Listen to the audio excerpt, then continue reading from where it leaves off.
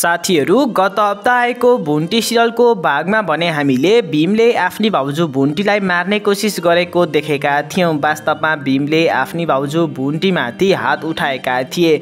भीमले आफ्नो मोबाइल फुटाएका कारणले गर्दाखेरि भूपेन्द्रले आफ्नो भाइ भीमलाई मोबाइल किनेर लिएर आइज अनि घरको सामान पनि किनेर लिएर आइज भन्दै यसरी भूपेन्द्रले आफ्नो भाइ भीमलाई पठाएका थिए। तर भीमले जब आफ्नो मोबाइल फोन अनि घरको सामान किन्नको लागि घरदेखि बाहिर निक्लन्छन् तब गाउँले एकजना महिलाले वास्तवमा भूमिकामाथि त्यसरी दुर्व्यवहार हुनुमा अरू कसैको नभएर तिम्रै भाउजू भुन्टीको हात छ। विगतमा भूमिका अनि बालकुमारी मिलेर भुन्टीलाई धेरै दुःख दिन्थ्यो अरे, जसले गर्दा त्यसैको बदला लिनको लागि भनेर यसरी भुन्टीले आफ्नो माइती गाउँको एकजना व्यक्तिलाई खटाएर भूमिकामाथि त्यसरी दुर्व्यवहार गर्न लगाएको हो भन्ने आरोप भुन्टीमाथि लगाउँछिन्। भीमले पनि ती महिलाको कुरा सजिलै पत्याउँछन् अनि सिधै आफ्नी भाउजू भुन्टी भए ठाउँमा गएर उनले भुन्टीको घाँटी नाकी भुन्टीलाई मार्ने कोसिस गरेका थिए। यसरी भीमले भुन्टीलाई मार्ने कोसिस गर्दै लाग्दा भूपेन्द्र पनि त्यही हुन्छन् अनि मात्र भुन्टीको ज्यान बाँच्न सफल भएको थियो। यदि भूपेन्द्रले त्यहाँ आफ्नो भाइ भीमलाई रोकेका थिएनन् भने भुन्टीको ज्यान पनि जान सक्थ्यो। यदि भुन्टीको ज्यान गएको थियो भने त हामीले धेरै नराम्रो भएको देख्न सक्थ्यौँ। वास्तवमा धेरै पटक कहिले भीमले त कहिले भूमिकाले भुन्टीमाथि आरोप लगाउँदै आइरहेका छन्। भूमिकाले पनि गत हप्ता आएको भागमा आफ्नी भाउजू भुन्टीलाई चक्कुले आक्रमण गरी मार्ने कोसिस गरेकी थिइन् अनि अहिले भने भीमले पनि त्यस्तै गरेका छन्। तर सही समयमा भूपेन्द्र आफ्नी श्रीमती भुन्टीको साथमा भएकै कारणले गर्दाखेरि भुन्टीको ज्यान बाँच्न भने सफल भएको छ। आजको यो भिडियोमा हामी गत हप्ता आएको भागमा के भयो अनि आज आउने भुन्टी सिरियलको नयाँ भागमा के हुन सक्छ भन्ने विषयमा चर्चा गर्न गइरहेका छौँ। गत हप्ता आएको भुन्टी सिरियलको भागमा भने हामीले भूपेन्द्र अनि भुन्टीको पनि एकदमै ठुलो झगडा परेको देख्न सक्छौँ। पैसाको विषयलाई लिएर त्यहाँनिर भूपेन्द्र अनि भुन्टीको पनि झगडा पर्छ। यता भीमले भने आफ्नो मोबाइल फोन फुटाएका हुन्छन् किनभने भीम त भुन्टीको डन दिदीप्रति धेरै आकर्षित भएका थिए। भीमले त्यो केटीलाई मन पराउन थालेका थिए तर उक्त केटीले भने जति नै पटक फोन गर्दा पनि भीमको फोन उठाउँदिनन्, जसले गर्दा भीमले भने रिसमा आएर आफ्नो मोबाइल फोन नै फुटाइदिन्छन्। यसरी भूपेन्द्रले जब आफ्नो भाइ भीमले मोबाइल फोन फुटाइसकेछ भन्ने कुरा थाहा पाउँछन् तब भने भूपेन्द्रले आफ्नो भाइ भीमलाई जा गएर घरको सामान पनि किनेर लिएर आइज अनि तैँले मोबाइल फोन पनि किनेर लिएर आउनु भन्दै भूपेन्द्रले आफ्नो भाइ भीमलाई पैसा दिन खोज्छन् अनि भूपेन्द्र पैसा निकाल्नको लागि आफूले राखेको ठाउँमा पैसा हेर्छन् तर त्यहाँ भने कुनै पैसा नै हुँदैन। भूपेन्द्र छक्क पर्छन्। मैले कामको लागि राखेको पैसा कसले चलाउन सक्छ भनेर भूपेन्द्र त्यहाँ छक्क परेको पनि हामीले गत हप्ता आएको भागमा देखेका थियौँ। भूपेन्द्रले सबैभन्दा सुरुमा त आफ्नो भाइ भीमलाई नै प्रश्न गर्छन्, केही कामको लागि मैले राखे ठाउँबाट पैसा तैँले लगिस् भन्दै भूपेन्द्रले यसरी आफ्नो भाइ भीमलाई सोद्धा भीमले भने मैले पैसा लगेको छैन, यदि मैले पैसा लग्नु पर्थ्यो भने तपाईँको अनुमति लिन्थेँ अनि मात्र लग्थेँ, मैले त्यहाँको पैसा चलाएको छैन अनि मलाई थाहा छैन भन्दै भीमले यसरी जवाफ दिन्छन्। त्यस पछाडि भूपेन्द्रले भने आफ्नो भाइ भीमलाई जा गएर मोबाइल लिएर आइज अनि घरको सामान पनि लिएर आइज, म यी मोबाइल फोनबाट पैसा तिर्दिन्छु भनेर भन्छन्। त्यस पछाडि भीम भने घरदेखि बाहिर जान खोज्दै हुन्छन् तर भुन्टी भने रिसाउँदै त्यहाँ आएर तपाईँले मोबाइल फोन अनि घरको सामान मात्र नभएर कुन कुन मान्छेहरूले मैले भूमिकाको बदनाम गर्न खोजे भन्दै तपाईँलाई सुनाए ती सबै मान्छेहरूलाई पनि घरमा लिएर आउनु, म माथि त्यसरी झुटो आरोप लगाउने होइन अनि मैले के भनेको रहेछु भूमिकाको बेइज्जत गरेको हो कि होइन अनि सत्य कुरा के हो सबै थाहा हुन्छ, ती मान्छेहरूलाई पनि खुरुक्क यहाँ घरमा लिएर आउनु भन्दै भुन्टीले रिसाउँदै भीमलाई भन्छन्। भीम भने अब तपाईँले नै भूमिकाको बेइज्जत अनि बदनाम गर्नको लागि कुरा काटेको भन्ने कुरा थाहा पाइसक्यो त, अब किन ती मान्छेहरूलाई ल्याएर घरको बदनाम गर्न खोज्नु, त्यही भनेर मैले ती मान्छेहरूलाई नलाएको भनेर भीमले भन्छन्। तर भुन्टी भने मैले भूमिकाको बदनाम गर्ने काम गरेकै छैन भनेर म भन्दैछु, थपक्क ती मान्छेहरूलाई लिएर आउनु अनि सत्य कुरा के हो त्यतिखेरै थाहा हुन्छ, मैले भूमिकाको बदनाम गर्न खोजेको रहेछु भने म सजाय भोग्न तयार छु, तर यत्तिकै ती मान्छेहरूलाई नलाइकन मलाई दोषी भने तपाईँले देखाउनु पाउनु हुँदैन, त्यही भएर तपाईँ खुरुक्क गएर अनि आफ्नो मोबाइल फोन र सामान ल्याउँदा हुँदा ती मान्छेहरूलाई पनि आफूसँगै लिएर आउनु। त्यसपछाडि दुधको दुध अनि पानीको पानी हुन्छ भन्दै भुन्टीले आफ्नो दियोर भीमलाई भन्छिन्। भीमले भने यस विषयमा आफ्नो दाइ भूपेन्द्रलाई प्रश्न गर्छन्। म के गर्नु भनेर प्रश्न गर्दा भूपेन्द्रले भने आफ्नो सामानहरू पनि लिएर आइज, ती मान्छेहरूलाई पनि आफूसँगै लिएर आइज भनेर भूपेन्द्रले भन्छन्। यसरी आफ्नो दाइले नै भनिसकेपछि भीम पनि ती मान्छेहरूलाई ल्याउन तयार भएका छन्। यता घरमा भने भूपेन्द्र आफूले राखे ठाउँमा पैसा नभेटाएका कारणले गर्दाखेरि त्यहाँको पैसा कहाँ गयो भनेर भूपेन्द्रले भने सुरुमा आफ्नो श्रीमती भुन्टीलाई सोध्छन्। भुन्टीलाई सोद्धा भुन्टीले भने मैले पैसा चलाएको छुइनँ भनेर भन्छन्। अनि केही समय अगाडि पनि आफ्नो भाइ भीमलाई सोद्धा भीमले पनि पैसा चलाएको छैन भन्ने कुरा भूपेन्द्रले थाहा पाइसकेका थिए। त्यस पछाडि त अहिले भूपेन्द्रले पक्कै पनि अब भने आफ्नै बहिनी भुन्टीलाई दोष दिने सङ्केत हामीले त्यहाँ देखिसकेका थियौँ। अनि भूपेन्द्रले आफ्नै बहिनी भूमिकालाई दोष दिन्छन्। पक्कै पनि यहाँको पैसा त्यही भूमिकाले चलाएको हुनसक्छ। भीमले भुन्टीले पैसा चलाएको छैन भने त्यही भूमिकाले यहाँको पैसा चोरेकी छे भन्ने कुरा भूपेन्द्रले सोच्छन्। तर खासमा भन्ने हो भने भूपेन्द्रले राखे ठाउँको त्यो पैसा भुन्टीले नै चलाएकी हुन्, किनभने विगतमा आएका 2 एपिसोड अगाडि हामीले भुन्टीको दाइ टोकले घरमा आएका थिए अनि भुन्टीले आफ्नो दाइ टोकलेलाई पैसा दिएकी थिइन् भन्ने कुरा देख्न सक्छौ। वास्तवमा टोकले कामको खोजी गर्दै भुन्टीका श्रीमानसँग भेट गर्नको लागि आएका थिए। तर भीमले आफ्नी भाउजू भुन्टीलाई नराम्रो व्यवहार देखाइसकेपछि टोकले भने चाँडै त्यहाँबाट आफ्नै घर फर्किएका थिए। त्यस्तै समयमा भुन्टीले आफ्नो दाइ टोकलेलाई त्यही पैसा दिएकी थिइन्। दाइ सहर आएको लामो समय भइसक्यो अनि पक्कै दाइले काम भेटाउनु भएको छैन।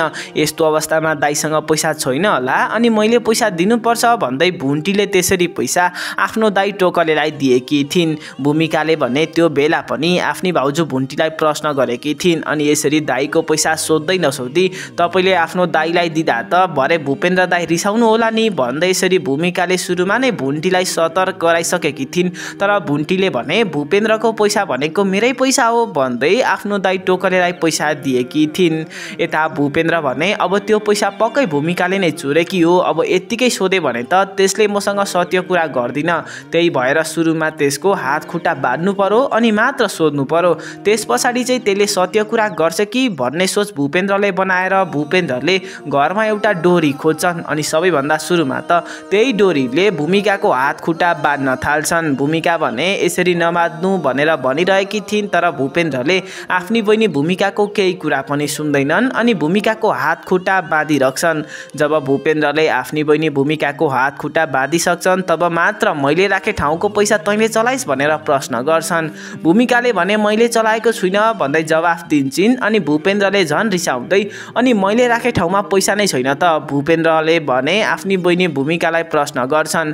भीमलाई सोद्धा भीमले पनि त्यहाँको पैसा चलाएको छैन अरे अनि तँलाई सोद्धा तैँले पनि चलाएको छैन भन्छेस्, मैले राखे ठाउँको पैसा कहाँ गयो त त्यसो भन्दै भूपेन्द्रले आफ्नी बहिनी भूमिकालाई प्रश्न गर्छन्। भूमिकाले भने त्यही समयमा केही दिन अगाडि भुन्टीका दाइ टोकले घरमा आएका थिए अनि त्यो पैसा भुन्टीले नै आफ्नो दाइ टोकलेलाई दिएकी थिए भन्ने कुरा सम्झिन्छन्। त्यस पछाडि भूमिकाले भुन्टीको विषयमा सबै सत्य कुराहरू आफ्नो दाइ भूपेन्द्रलाई सुनाउँछिन्।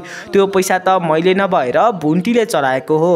केही दिन अगाडि भुन्टीको माइतीको दाइ त्यो टोकले यहाँ घरमा आएको थियो अनि मेरै आँखा अगाडि भुन्टीले त्यहाँ भएको पैसा निकालेर आफ्नो दाइ टोकलेलाई दिएकी थिए। अनि अहिले भने भुन्टीले म माथि चाहिँ त्यस्तो आरोप लगाई, मैले चोरेको भने आरोप लगाई भन्दै भूमिका त्यहाँ धेरै रिसाउँछिन्। भूपेन्द्रले भने त्यस्तो होइन, भुन्टीले तँलाई आरोप लगाएको होइन, मैले नै तैँले लगिस् होला भनेर शङ्का गरेको भन्दै भूपेन्द्रले आफ्नी बहिनी भूमिकालाई सम्झाउँछन्। त्यही समयमा भुन्टी भने कुद्दै भूपेन्द्र भए ठाउँमा आइपुग्छिन्।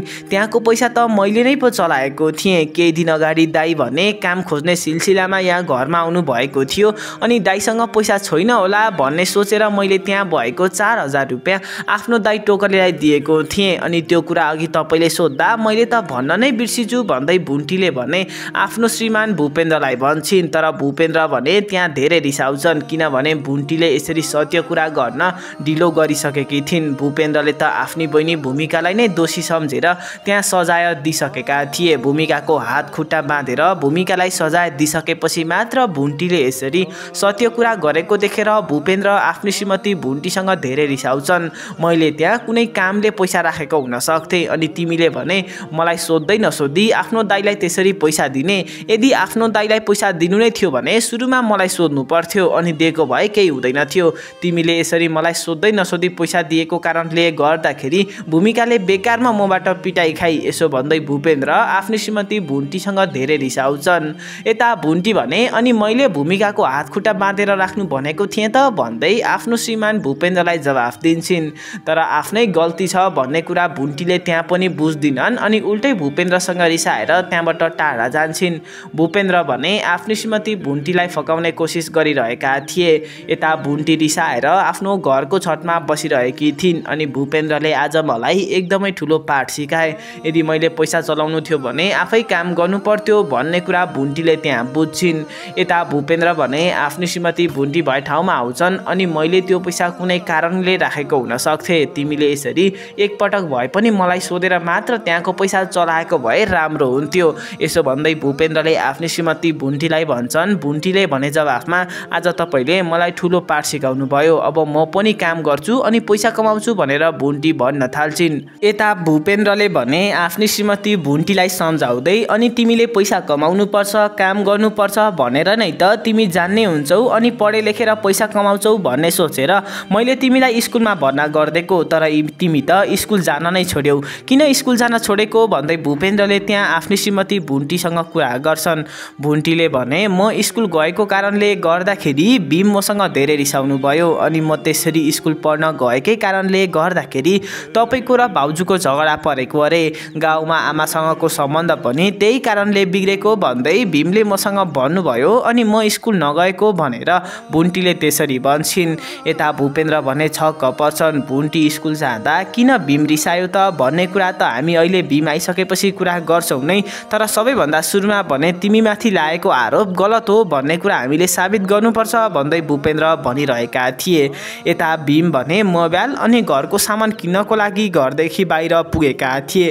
त्यही समयमा भीमले भने भुन्टीले नै भूमिकाको बदनाम गर्न खोजेकी हो भन्ने महिलासँग भेट हुन्छ। त्यस पछाडि भीमले ती महिलालाई अब तपाईँ भने मेरो घरमा जानुपर्ने भयो। भुन्टीले त आफ्नो गल्ती स्वीकारिन, मैले भूमिकाको बदनाम गर्न खोजेको छुइनँ मात्र भन्छे।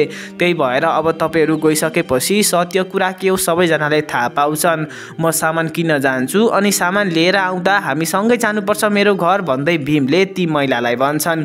तर ती महिला भने भीमको घर जान मान्दिनन्। मैले पनि यी मान्छेहरूले कुरा काटेको सुनेर नै तिमीलाई सुनाएको, म कहाँ तिमीसँग जान्छु त भन्दै ती महिलाले भने भीमलाई भन्छन्। तर भीम भने जसरी पनि जानुपर्छ, तपाईँको कारणले गर्दा हाम्रो घरमा त्यति ठुलो झगडा भएको छ अनि सत्य कुरा के हो त्यो पत्ता लगाउन त तपाईँहरू जसरी पनि जानुपर्छ भन्दै भीमले ती महिलालाई भन्छन्। त्यति मात्र नभएर अलिक पर पुग्दा भने भीमले एउटा नयाँ कुरा थाहा पाउँछन्। भीमकै एकजना साथी भन्ने एकजना महिला आएर वास्तवमा भूमिकामाथि त्यस्तो घटना घट्नुमा भुन्टीको नै हात रहेछ।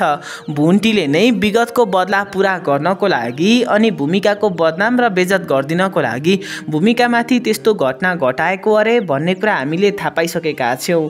वास्तवमा भूमिकालाई त्यो अवस्थामा पुर्याउने केटा भुन्टीको नै माइती गाउँको अरे अनि विगतमा बालकुमारीले जसरी भुन्टीलाई दुःख दिएकी थिए त्यसरी नै भुन्टीले आफ्नी नन्द भूमिकालाई दुःख दिनको लागि यो सबै काम गरेको अरे भन्दै ती महिलाले भीमलाई सुनाउँछिन्। त्यस पछाडि त भीम रिसले पागल नै हुन्छन्। आफ्नै भाउजूले भूमिकामाथि त्यस्तो गर्न लगाएको भन्ने कुरा थाहा पाइसकेपछि भीम भने रिसले चुर भएर आफ्नी भाउजू भुन्टीसँग रिसाएर सिधै घरतिर जान्छन्। सामान किन्न हिँडेका भीम केही पनि कुराहरू नकिनिकन सिधै घर जान्छन् अनि घरमा गएर आफ्नी भाउजू भुन्टी भए ठाउँमा गएर भुन्टीको घाँटी न्याक्न थाल्छन्।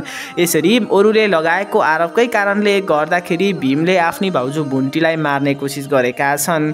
तर भुन्टीमाथि यसरी आरोप लगाउनेहरू भूपेन्द्रका दुश्मनहरू हुन् अनि भूपेन्द्रका दुश्मनहरूको योजना अहिले भने बिस्तारै सफल हुँदै आइरहेको छ। उनीहरूको योजना भनेको यसरी भुन्टीमाथि विभिन्न आरोप लगाएर भूपेन्द्रको घरमा झगडा पारिदिने, जसले गर्दा भूपेन्द्र आफ्नै घरको झगडा मिलाउनमा व्यस्त हुन्छ। त्यसले बिजनेस चलाउन सक्दैन अनि त्यसको बिजनेस घाटामा जान्छ, हाम्रो फाइदामा पुग्छ अनि हाम्रो योजना सफल हुन्छ भन्ने योजना भूपेन्द्रका दुश्मनहरूको हो।